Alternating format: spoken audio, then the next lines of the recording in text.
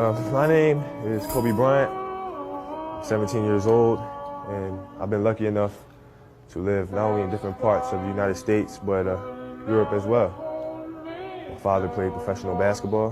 He played for the Philadelphia 76ers, Houston Rockets, and the San Diego Clippers.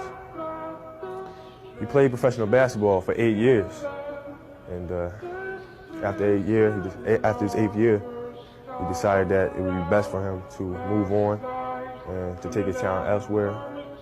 So we packed our bags and moved to Italy, where he played professional basketball again for 8 years. At the time, I was only 6 years old, and I was pretty much clueless about the whole situation. But my parents basically told me, Kobe, you're going to an Italian school, we want you to learn a new language, and when you're young, you just basically do whatever your parents tell you to do with no questions asked. So I said, fine, I'm gonna learn this new language, which I did. I can speak Italian fluently. And I met a lot of new faces, a lot of interesting people. You know, Italy became my home. My heart is there, my heart will always be there.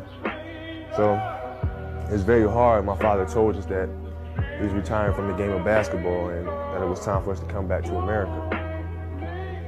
I didn't want to come back, and my sisters didn't want to come back.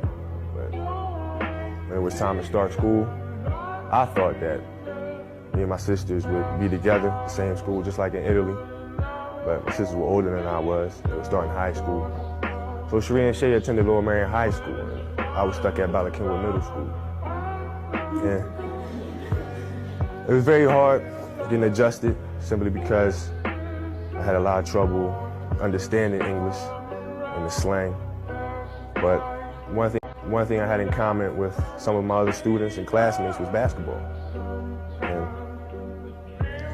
unfortunately, because of the lack of communication with my peers, I wasn't invited to parties or friendly gatherings on the weekend.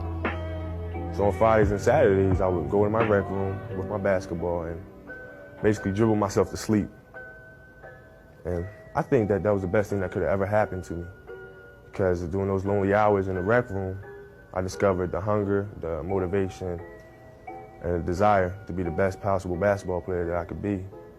And here I am today, giving an oral presentation in English class, not only in front of Mr. Rigby's camera, but the camera of Prism and ESPN. And I enjoy it. I enjoy all the attention, because it's a great feeling to know that you set a goal for yourself and you were able to reach that goal and to knock it down.